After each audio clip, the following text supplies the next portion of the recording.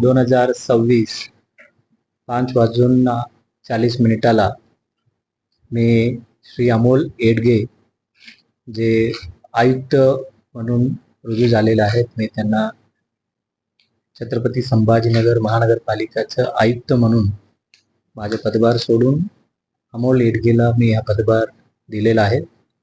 आणि मला खात्री आहे त्या अमोलचं मराठवाड्याशी पहिला पोस्टिंग त्यांच्या इकडेच होती आणि ते स्वतः इंजिनियर आहे आणि 2 महत्त्वाचे जिल्ह्याचे यवतमाळ, कोल्हापूर सारख्या ठिकाणी जिल्हाधिकारी म्हणून काम करून इथं आलेले आहेत आणि मला खात्री आहे की ते या शहराचं सर्वांगीण विकासामध्ये अजून हातभार लावून चांगलं काम करतील. कारण मी त्यांना जवळून ओळखतो, कारण मी ज्यावेळेला जिल्हाधिकारी होतो लातूरमध्ये, अमोल बीडचं CEO होतं.